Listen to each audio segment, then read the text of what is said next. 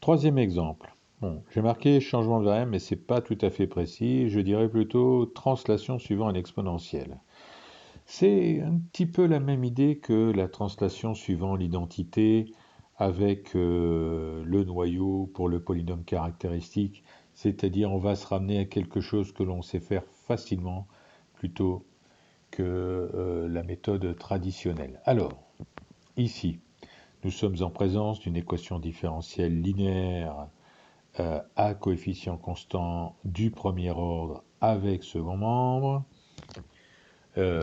défini sur R. L'ensemble des solutions sur l'intervalle R sera donc une droite affine dirigée par l'ensemble des solutions de l'équation homogène, qui est y' moins y égale à 0, qui a pour solution la droite vectorielle engendrée par exponentielle x, que j'ai noté S0.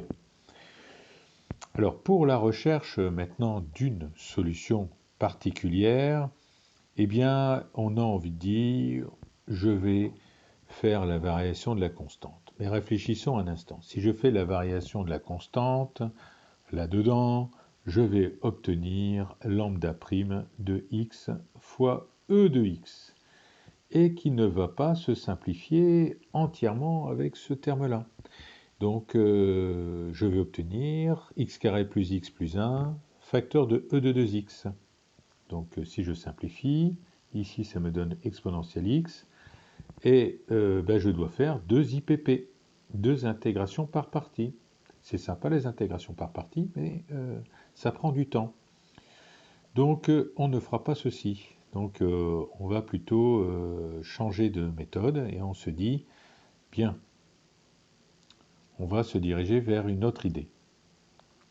Alors, l'autre idée, c'est que si je regarde donc ce terme de gauche, eh bien, si je prends n'importe quel lambda fois exponentielle Rx, hein, lambda fois exponentielle Rx, le exponentiel Rx va survivre. Et donc, ce serait bien que cette exponentielle Rx se simplifie avec mon exponentielle 2x. Et donc, en réfléchissant bien, eh bien, il faudra prendre à ce moment-là un exponentiel 2x. Alors, tentons, je remplace, et effectivement, mes exponentielles 2x se simplifient. Et j'obtiens une équation différentielle qui a un défaut.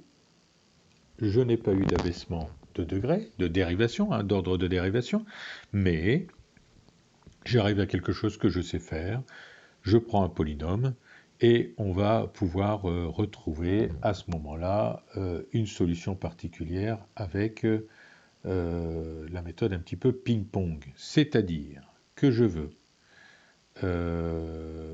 un x2, donc x2 que je veux ici, je dois l'obtenir, qui vient du x2 pour le lambda, qui en dérivant me donne 2x. Mais je veux x. Alors je dois enlever moins x. Enfin, je dois enlever x. Donc 2x moins x, ça fait bien x. Qui vient donc de ce x-là, qui en dérivant me donne moins 1.